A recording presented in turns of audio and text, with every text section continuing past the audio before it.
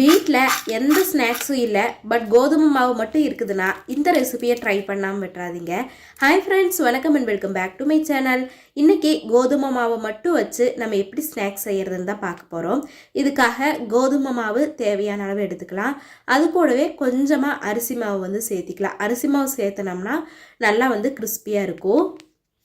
அதுக்கப்புறமா அது கூடவே தேவையான அளவு மிளகாய்த்தூள், கொஞ்சமாக சீரகம் வந்து டேஸ்ட்டுக்காக, கொஞ்சம் வந்து உப்பும் சேர்த்திட்டு தண்ணி ஊற்றி சப்பாத்தி மாவோட பதத்துக்கு இதை நல்லா பெசரி எடுத்துக்கலாம். இது கூட கொஞ்சமாக ஆயிலும் சேர்த்து பிசைஞ்சோம்னா வேகமாக வந்து பிசைஞ்சிடலாம். இப்போ சப்பாத்தி மாவோட அளவுக்கு பிசைஞ்சாச்சு. கொஞ்சமாக ஆயில் மேலே தேய்ச்சி விட்டோம்னா நமக்கு தேய்க்கும் போது கொஞ்சம் ஈஸியாக இருக்கும். நம்ம எப்படி சப்பாத்தி தேய்ப்போமோ அதே மாதிரி கொஞ்சமாக கோதுமை மாவு ஸ்ப்ரெட் பண்ணிவிட்டு சப்பாத்தி மாதிரியே தேய்ச்சி எடுத்துக்கலாம். ஆனால் நல்லா பெரிய ரவுண்டாக வந்து தேய்ச்சி எடுத்துக்கலாம். அதில் வந்து நான் இப்போ கட் பண்ணுற மாதிரியே பீசஸாக வந்து கட் பண்ணிக்கலாம்.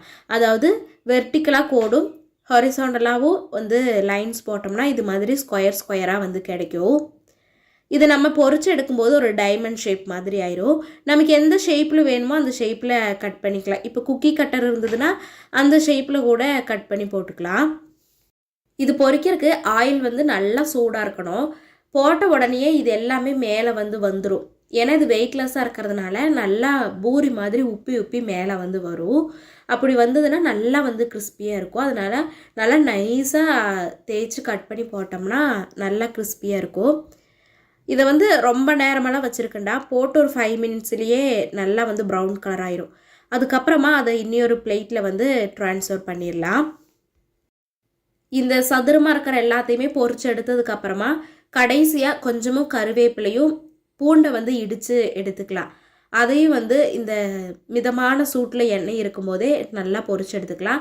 அப்படி இல்லைன்னா ஸ்டவ் ஆஃப் பண்ணிவிட்டு அந்த சூட்லேயே நல்லா வந்து ஃப்ரை பண்ணி எடுத்துக்கலாம். எடுத்துட்டு அது கூட வந்து சேர்த்திக்கலாம். நம்ம ஃப்ரை பண்ணி வச்சுருக்கிறது கூடயே சேர்த்திட்டு கொஞ்சமாக காரத்துக்காக மிளகாய் தூளும் மேலே வந்து தூவிக்கலாம். இப்போ ஃபைனலாக இது எல்லாத்தையும் நல்லா வந்து கலந்து விட்டுக்கலாம். கருவேப்பிலை, பூண்டு, மிளகாய் தூள் எல்லாமே எல்லா இடத்துலையும் ஸ்ப்ரெட் ஆகிற மாதிரி நல்லா வந்து கலந்து விட்டுடலாம். இப்போ பார்த்தீங்கனாலே தெரியும் நல்லா வந்து கிறிஸ்பியாக இருக்குது. நீங்களும் மறக்காமல் ட்ரை பண்ணி பாருங்கள். வீடியோ பிடிச்சிருந்ததுன்னா லைக் அண்ட் சப்ஸ்கிரைப் பண்ணிக்கோங்க. தேங்க்ஸ் ஃபார் வாட்சிங்.